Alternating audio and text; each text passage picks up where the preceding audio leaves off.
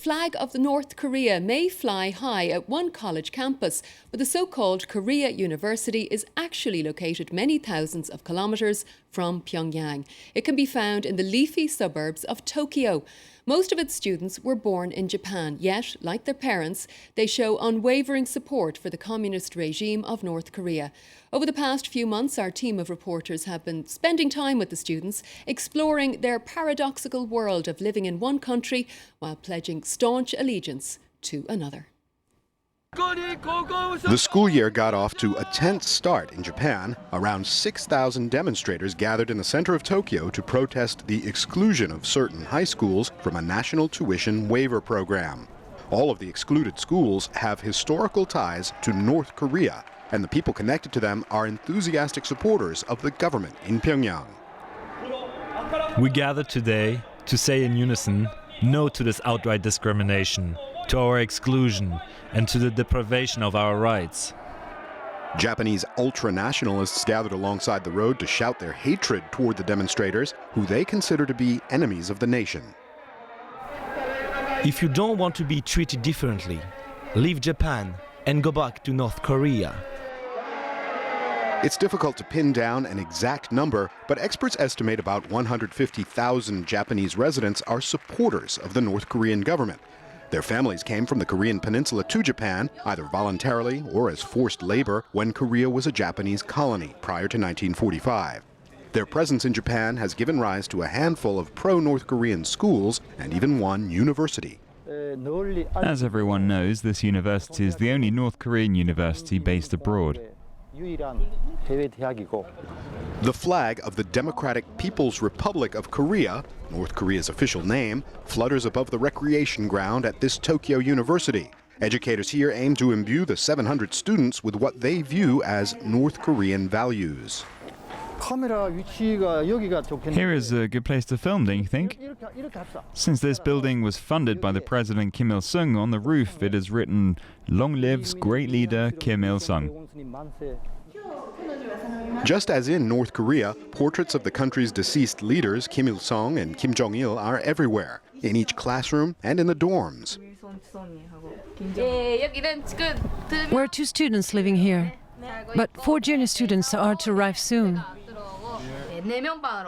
The students like eating potato chips and using their brand new mobile phones, luxuries that most North Koreans rarely, if ever, enjoy. The students were all born in Japan and have permanent residency here, but they nonetheless say their hearts are with North Korea. Some recall going to the North for an internship and catching a glimpse of the country's latest Kim family ruler. I had only seen Kim Jong-un in the news. He was like some distant entity to me. So I was very surprised when I saw him. I have no words to express how I felt. I was so moved I just clapped my hands. The young ladies speak Japanese as their native language, but they have studied Korean from a very young age. Still, when they arrived in Pyongyang, they had to improve their accent before being able to teach in a North Korean kindergarten. We were able to understand what the children said, but the children had trouble understanding us. When we practiced our pronunciation, it got better. Korea University is frequently accused of acting as a shill for the North Korean government, whitewashing its repeated nuclear weapons tests and severe human rights abuses. Critics say its curriculum is often anti-Japanese.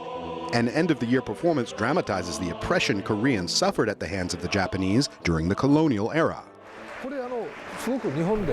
In Japan, a lot of people have the wrong idea about us. They think just because we are teaching our students about the colonial period in Korea, that we are teaching them to be anti-Japanese. Most of these students are bound to teach in North Korean schools or to become executives of Chongnyeon, an organization in Japan representing North Korean interests. They will play a key role in perpetuating a North Korean network in Japan, not just of schools, but also banks, insurance providers, and other organizations. But these days, more and more young people feel the need to distance themselves from this community, sometimes even renouncing their Korean citizenship. I thought about changing citizenship. Some of my relatives have done so. This country does not recognize North Korea. However, we do. And we think holding on to DPRK citizenship is the right thing to do. We can get freedom only when we're changing citizenship. This is very humiliating. If we change nationality, it means we renounce our ideas. North Korean schools in Japan receive about $2 million a year from Pyongyang, but reduced subsidies to schools all over Japan and changing generational priorities mean these schools and Korea University are losing students every year. And that was Focus.